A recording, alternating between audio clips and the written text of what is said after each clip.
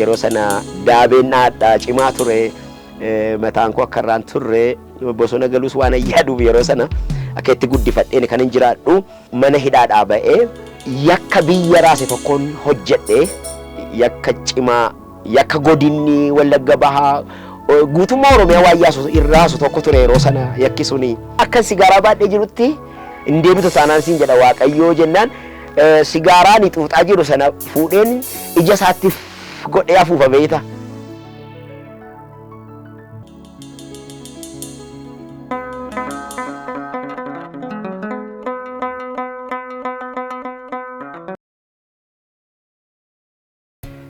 Galatoomii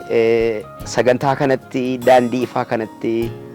kabajanii waan naaf affeertanii fi yeroo jalqabaatii fi of ibsuu waan jedhamutti sagantaa yeroo jalqabaaf dhiyaadhe kanaaf immoo of ibsuu waan qaban dubbachuu eenyu akka ta'an ibsuuti baay'een gammada. Bakka itti dhaladhe jalqabaa Wallagga Bahaa Wallagga Irshaa jedhama durii yookiin immoo qonnaa mootummaa jedhama namoonni beekuu danda'u jirma lafa jedhamutti dhaladhe karaa Wallagga lixaa deemanitti Arjoo Guddattuu irraa gara kiiloomeetirii 12 lafan itti dhaladhe magaalaa Jirmaatti dhaladhe achittiin guddadhe tokko hanga 6tti achittiin baradhe 7-8 immoo lafa deemetanii baradhe. Abbaan koo Gaaluu Mijanaa jedhama. Haati koo Atina Deessee immoo Waqetee Hundeessaa jedhamti. Egaa akkuma nama kaanii maqaan manaa koo Maammush jedhanii na waamu qe'eedha Maammushin jedhama. Haati koo maatiin ollaan biyyi safarri naannoon sun hundinuu maqaa koo isa kana beeka. Kanaafan dubbadhe maqaan mana barnootaa fi maqaan amma ittiin beekamu immoo Yisaaqi. Abbaan koo hojjetaa mootummaa ture hojjetaa Wallaggaa Irshaa yookiin qonnaa Wallaggaa jedhama yeroo sana dhaabbati suni erga yaadgalee gini obbarree booddeedha kan inni diigame garuu abbaan koo achi keessa hojjeta ture hojjetaa mootummaadha achitti baranne achitti guddanne maatiin keessaa dhaladhe kuni amantiin isaan hordofanii Adventistiidha Seventh Day Adventistiidha baay'ee haati koo baay'ee tajaajilti achiiti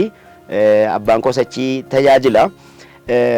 Kanan cuuphaa bishaanii fudhadhee achitti erga cuuphaa bishaanii fudhannee booddee garuu wanta koo waan hin beennee fi gara biyya lafaatti deebine nuti waan beennu hin qabnu egaa sadarkaan akkuma ijoollee warra kaanii naannoo wajjin dhalannee guddanneetti jiraanne wanta biraa waan qabnu hin qabnu hojjetootuma mootummaa turan waan ta'eef erga mootummaan dhaabbata sana diigee garuu baay'ee rakkina guddaa keessa bu'e hawaasi hundinuu isa booddee mana barumsaa kutaa 6 barannee gara kutaa 7-8 immoo diimtuudhaa baranna turre Arjoo jala lafa jirtu diimtuudhaa deddeebinee barannee achiiti jireenyi keenya gaafa manni barumsaa gaafa dabalaa adeemu umuriin keenya gaafa dabalaa adeemu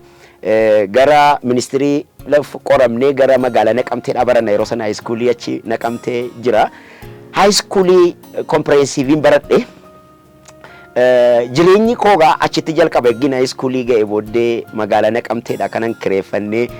ijoollee danuu wajjin teenyee barannu achitti gaa jireenyi dargaggummaa saafela ta'uu dhufe saafelummaa sanaan dhufnee haayiskuulii gallee haayiskuulii erga barannee kutaa 9 kutaa 10 erga barannee kutaa 9 kaasee jireenyi koo abuse ta'uu jalqabe waa'ee yeroo sana revolutionin barattoota Oromoodhaa reefuu jalqaba revolutionin barattoota Oromoo keessa galuutu dhufe sochii sana keessa gallee utuma jennuu mana barumsaa irraa qabamnee hidhamuutti kaanee yoo yaadattu yoo ta'e magaalaan Naqamtee haayiskuuliinii fi dargeenii wal simatanii baay'ee jeequmsi gurguddaan tureera yeroon keenya sana ji'a tokko yoo hidhamne torbee lama yoo hidhamne torbee lama barannaa jeequmsatu ta'ee mana dabaa yeroo gallu immoo wajjira poolisiitti mana dabaatti yeroo hidhamnu immoo achitti immoo araadan taane keessa galuutu dhufe so completely mana barumsaa irraa nu qabanii mana umurii malee nu hidhanii hidhamnee dararamnee gara araadan taane keessa galuutti kaanee hoggaa mana adabaa gallu bu'aan mana adabaadha argadhe jedhee ibsu achitti namoota siyaasaa baay'ee wajjin wal baruutiin ka'ee sammuun koo banaa waan ta'ee fi macaafa siyaasaa garaagaraa dubbisuutiin ka'ee waa'ee seenaa qorachuutiin ka'ee sammuun kootuma jedhuu barnootarra waa'ee siyaasaa hordofuutti ka'ee araada garaagaraa keessa galuutti ka'ee siyaasii fi araadi wal fudhatee Yisaaqin fuudhee bade. So utuma jedhuu baanee mana barumsaatti deebinaa jeequmsiin ka'aa waan baay'ee istiraagilii gurguddaa keessa gallee egaa umurii malee ba'aan taane keessa gallee egaa qabsoon yeroo sana jalqabame illee egaa nama baay'ees nu biraa nyaate ijoollee xixinnoo baay'ee akkuma keenya baay'ee dhumeesi warri hafne immoo egaa inni kaan baratee inni kaan guddatee inni kaan akkuma hin taane ta'ee still now namni hafe baay'eetu jira. Isa booddee gaafa saafelummaan dhufee dargaggummaa keessa galaa deemnu immoo gaafa umuriin dabalaa deemu araadis duukaa dabalaa deeme fedhiini araadaa fedhiini suusii jechuudha caatiin sigaara wannoonni jedhaman kuni dhugaatiin dabalaa deeme akkuma isin jedhee warra keenyatu adventistii guyyaa torbaffaa waaqeffata malee nuyi waan beennu hin qabnu tasuma waan beennu hin qabnu ergi kutaa ja'a booddee maatii wajjin badaa communication hin qabnu sababiin isaa maatii irraa fagaadheen baradha waan ta'eef kiyyootti hin galu jechuudha bilisaa ta'een ijoollummaa kaasee immoo yaada koo iftoominaan ibsachuun xinnoo ta'ee of ibsuu nan danda'a aktiivitiin koo cimaadha ijoollee ta'een baay'een aktiiviidha hawaasa keessattis beekamaadha aktiivii akkan ta'e waan kamitti dursadha jeequmsas dursadha nagas dursadha whatever waan kam yoo ta'e an bakkan jiru hin beekama so challenge kana keessa turre achiti completely mana barumsaadha haxaamne akka mana barumsaatti hin deebine nuun jedhanii nu dhorkamne nuyi namoota baay'ee turre mana barumsaarraa haqamne yeroo sana mana barumsaa lama jira ture bakka gara fuulli koo jireenyi koo abjuun koo mul'ati koo hundinuu bosonatti galuu bakka abdii kutannaa keessa galuu waa'een siyaasaa abdii si kutachiisaa waa'een jireenyaa abdii si kutachiisaa kana biratti akkuma umuriin dabalaa deemu beekumsi dabalaa deemu suusiin dhugaatiin manni dhugaatiin haafu hin jiru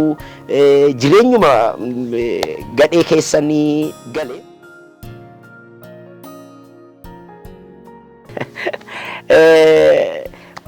akkan itti gara gooftaa kanatti dhufe anaaf iyyuu abjuudha so halkan guutuu mana mashataarra naannofne dhugna mana daansii tuurist hoteelii yoo beekta ta'e Zamalaak arjoo baanee dhufne dhugnee deebina bullee nama wajjin wal tumne maal jennee nama beellamne achitti arganna dur yeroo cuucee mataane yeroo sanayyuu mana dhugaatii diddeessaa kaafee diddeessaa hoteelii wanti nama tokko oofaa jira ture Naqamtee jechuudha naannoo jechuun to'annaa keenya jala ture hin qaamna hin dhugnaa amma utuu gaaf tokko dhugnu mastaawotiitu jira iskiriinii guddaatu jira mastaawotii dura dhaabannee sirbina achi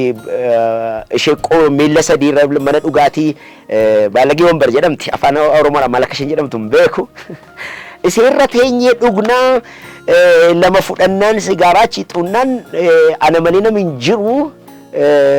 bakka hin jiru ijoollee wajjin deemu gurguddoo ciccimoo waan ta'aniifi isaan jiraannaan ani dubbiin kaasaa isaantu dhufee lola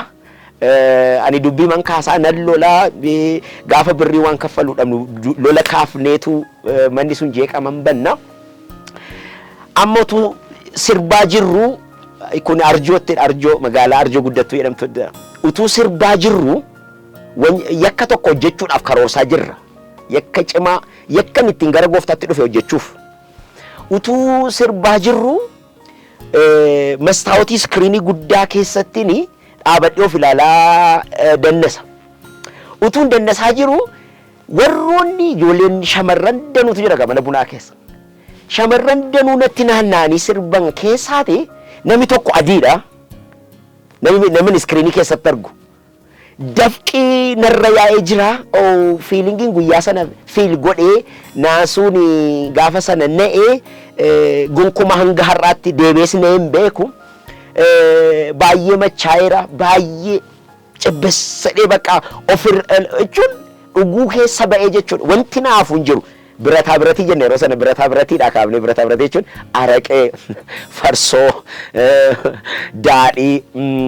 maalidha wanti tokko immoo wanti nama afu hin jiru amma dhugaatii guddaadha jedhamutti birrii qabaannee odoo hin taane baay'een arraba ho'a baay'een haasa'a baay'ee tokko TV waan ta'eef yoo nama jinjiru baay'ee na jaallatu nami kamiyyuu na affeera nami kamiyyuu sooshaaliidha waan kamiyyuu garuu waa'ee siyaasaa fi sensitiviidhaani waa'ee eenyummaa isa jedhamu kanaaf sensitiviidha baay'ee ma konfliktii keessa jira eenyummaan na keessa wanta baay'eetu jira waan ta'eef challenge fuulidha jireenyi koo so utuu akkasittiin caffaraanu nami mana bunaa keessa natti naannaani warra baay'ee natti dhiyaatan keessaa nami wayyaa sana uffatu hin jiru garuu naman iskiriinii keessatti arguuf wayyaa biraa qaba so anoo jakko duruunfadhee utuman sirbu utuman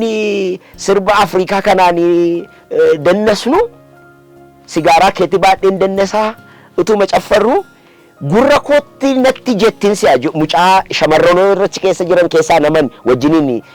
haasa'aa jiru caffaraa jiru suni waan natti jettee haasoftu itti fakkaata garuu ishee miti gaafa jabanadhu utuu akkasitti jirtu utuu Yesuus itti dhufee jedha sagalee makanan dhaga'e bakka deebi'ee harki koosa oliin kaanee sigaaraanis deebi'ee afaan kootti hin deebine akkasumatti dhaabadhee hafee waanan dhukkubsadhe waanan kufuuf jedhu itti fakkaatee warri natti naanna'anii sirbaa jiran na qabanii no waan tokko hin taane jedhee bakka imimmaanii na hudhee lafa lixuun dhabee ifti paawuzaa gurguddaan akka kanaa kun inni manatti dukkanaa'ee dafqan sila dafquu miiran sila keessaa sirbuu hundi isaa hin bade narra achuman ofirra gadi taa'ee deebi'ee oliin kaane dhugaatii naa banamee jirus deebi'ee hin dhugne nan ba'e beetee guyyaa lama dhukkubsadhe bakka jechichaan guyyaa lama dhukkubsadhe maal jechuudha kuni jimaa fidanii hin qaamne maal jen utuu kanaan jirru deebi'anii na hidhu yakka wayitu hojjetameedhanii waa'ee siyaasaadhaan jarri kuni Yisaaq haala mijeessituudha jedhaniitu na shakku waan ta'eef maqaan koo guddaadha ani xiqqoodha so dhufanii na qabanii na hidhanii mana hidhaatti hin deebi'ee mana hidhaatti torbee sadii na hidhanii achitti irra deebi'ee sagaleen gaaficha mana dhugaatiitti dhageessu hin bade beeyta gaafa sana duwwaa natti mee bade so mana hidhaadhaa ba'ee yakka biyya raase tokkoon hojjedhe yakka cimaa yakka godinni Wallagga Bahaa guutummaa Oromiyaa waayyaasu irraasu tokko ture yeroo sana yakki suni meeshaa hidhannoo guutuutu mana abbaa qabeenyaa tokko egaa yeroo sana ammallee gaannillee gooftaa qaba waama dhugaa waan ta'eef hin dubbadha yeroo sana inni gooftaa tajaajila ture garuu gaa anaaf inni waa'ee siyaasaa waa'ee qomoo waa'ee maaloodhaan walitti buune ture yeroo sana so sababa kanarraan kan ka'ee namicha kana akkas jedha Yisaaqን በሽጉጥ እጠብሰዋለሁ jedhee natti dhaadate kanumaan dhaga'eni kanumaan ba'ee namichicha ijaa ba'uu barbaade so yakka sanaanii yakkicha in hojjenne nama tokko harkaa meeshaa fudhadhee yeroo sana daabeen dhaadhaa cimaa ture mataan koo akka irraan turre bosona galuus waan ayyaaduuf yeroo sana akka itti guddifadheen kan hin jiraadhu so akkasittiin utuu jiraannu meeshaan sun harkatti qabame yakka sana hojjedheen meeshaa sana mana kaa'ee torbee sadii booddeen deemanaa jedhee yaadaa jiru manan kireeffadhee jiraadhutti dhufanii na qabanii meeshaa wajjin na qabanii meeshaa sana wajjin hidhamnee gara almost waggaa tokkoof way akkasii hidhameeni ba'ee achii jalqaba gaa seenaanii gara gooftaatti dhufuudha. Ergani mana adabaadhaa sana ba'ee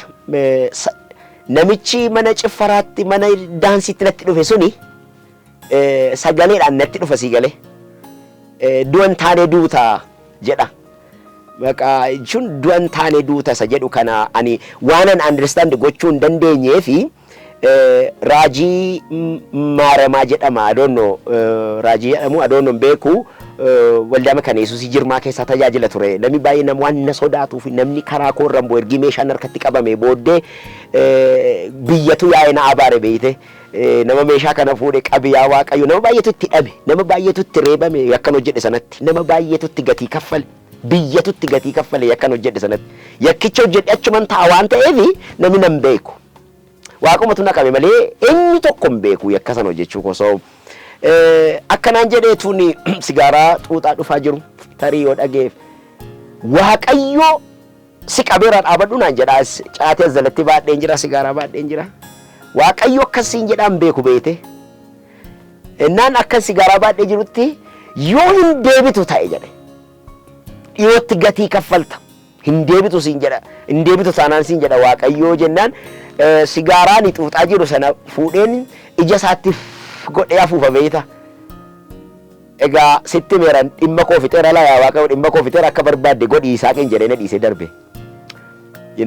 utuu hin turre ammasii hidhaamatti hin deebine so achi booddee hidhaa ji'a lama booddee nama 10 wayi ta'anii na qabanii shiftaa cimaa qabne jedhanii nama cimaa qabanii maqaan koo guddaa waan ta'eef isaa jechuun guddaadha garuu qaamni koo xiqqoodha so qabamne deebi'een ji'a lama booddee hidhamee deebi'ee baqa wangeelaawii waggaarii jedhama waldaa mulu wangeelii tajaajila jirmaanii baay'ee na jaallata lafan qaamutti dhufee natti hima gurbattiin natti cimtuu taata jabaadhati naan jedha lafuman qaamutti dhufe inni gaafa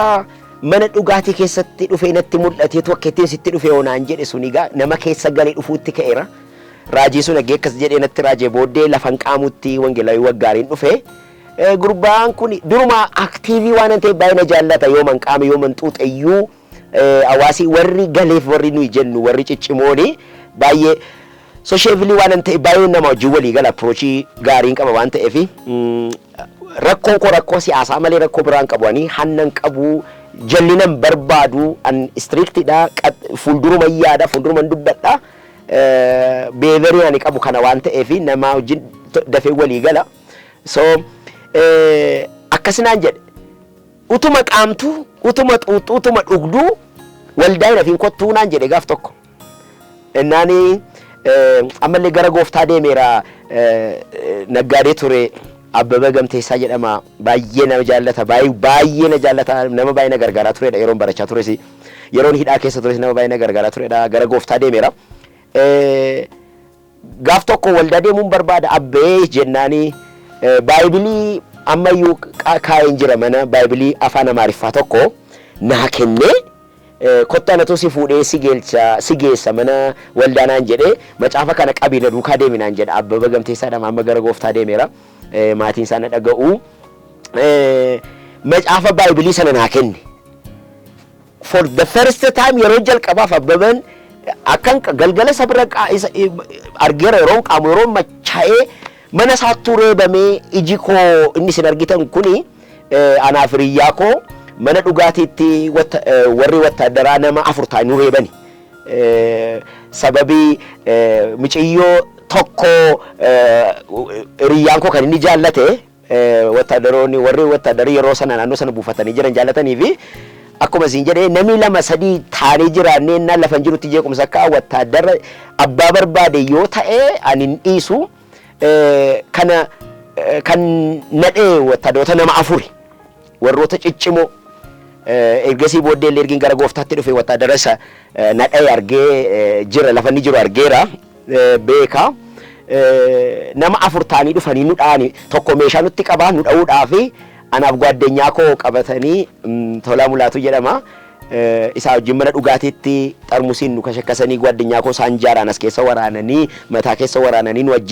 ajjeesanii rasanii deemanii ani karaa foddaadhaan utaalee ba'ee inni karaa boroo ba'ee du'anii jedhanii nu dhiisanii deemanii biyyi badee jeequmsa guddaa keessa turre godaannisii qaama koorra jiru hundinuu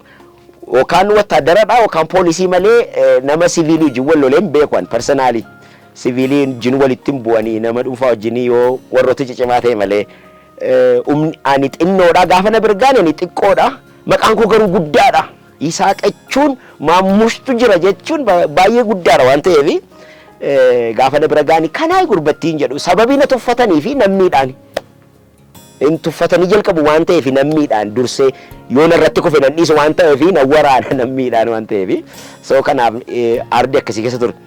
So yeroo jalqabaa gaafa waldaa dhaqu waldaa mulu wangeelii gaafa dhaqu egaa shurrubbaa ture waan ta'eef shurraabitti godheen dhaqee ijoollee durbaa saddaduu dhufee naan jedhanii tajaajiltoonni. Isa achi immoo dhabees immoo dhufee nyaa jedhanii narratti qoosan. Lubbu namichicha inni mana dhugaatiitti natti hime sun nama keessa galee dhufuutti kee rabeete mana dhugaatiitti ofii natti hime amma immoo nama keessa galee dhufuutti kee waan ta'eef abbabeen na fuudhee dhaqee achi guyyaa jalqabaa caqasanii waldaadhaa dhaga'e ለኔ ህይወት ማለት በክርስቶስ መኖር ነው ጀዳ ፓስተሪን ጉያ ጀልቀባ ሙሉ ወንጌሊ ለኮ ጅርማት ለለ ጉያ ምን ጀልቀባ ደጉ ከነገ አናፍ ጅሬኛ የቹኒ ክርስቶስ ትጅራቸው ጀሳ ፊሊፒስ በቆና ለፍርጅሩ ለኔ በቆና ሰዲን ለኔ ህይወት ማለት በክርስቶስ መኖር ነው ሰየዱ አከከነተና ማሪፋን አገ ለምችቸራ ቱኒ ዱብሱ የሮሰንም መጫፈ ሮ ጀልቀባቲፍ በኔ አርገን መጫፈ ቁልቁሉ መጫፍቸሞ አበበገምቴ ሳቱና ከነ Macaafa maariffaa sana ammayyuu mana qaba kaa'ee jirarraan fayyadamu nan kaa'e waan ta'eef seenaadhaaf isarraa dubbiseen yeroo sana galee anoogeessa waan ta'eef abbaan koo hojii mukaa hojjeta waan ta'eef mukarraa hojjedheetanii ለኔ ህይወት ማለት በክርስቶስ መኖር ነው ሸጀቱ ጥቅስቲ hojjedheetanii gaafa torbeesaa waldatti mabdaqee kennaa kenne amma kaadhiru teeggatanii teen beeku so amma yeroon kana godhu nan qaama nan dhuga nan xuuxa sababiin isaa warri wangeelaawi waggaariinis na jabeessa akkan waldaa dhaqu barbaada malee akkan sigaaraa dhiisu miti akkan hin dhiisuu hin dandeenye hinaus yaa'uqa hin beeku so utuma kanaan jedhu waldaa nan naqaa galeemoo nan qaama galgala mu cibbis sadeetan rafaa waanan dhiise erga waldaa dhaqee nama loluu duwwaan dhiise wattaaddarata poolisoota jiru waliin argu malee nan dhugaa nan xuuxa so utuma jennu gaaf tokko sagantaa fellowshipiitu jira fellowship jechuun hojjettoota mootummaa naannoo sana jiran barsiisotatu sagantaa qopheeffatee ani immoo guyyaan isaa roobii ture caatii shufeerota warra Isuuzii oofanitti ergadhee caatii bitanii naa fidanii maaliif famasi waan ta'eef naman naa fidu caatii koo fudhadhee shaaworii koo fudhadhee caatii qabuudhaaf anaa ol ba'aa jiru waggaariin innani siin jedhu hojjetaa wangeelaa muulu wangeelii kuni Yisaaq kottu keessummeessi mi'arra namaa naan jedha fellowship dargaggootaa jira kottuu naan jedha aha kanoo na kaadhu kottuu naan jedha ina caatii koo dhaqee mana armee koo galee kaadheetanii dhaqee walda yeroo jalqabaaf literally namichichi inni mana dhugaatii keessatti nattaasa'e suni feelingii sirrii tokko kanan argee fellowship sana dhaqeen gaafa naqu nami hundinuu akkan qaamu akkan dhuguu akkan maal jedhu yeroo dhufani caatii baadhanaa qaamaa na arganiiru waan ta'eef warri fellowship keessa jiran hundinuu hojjettootadha natti kolfu you know what maal jedhu Yisaaq jedhanii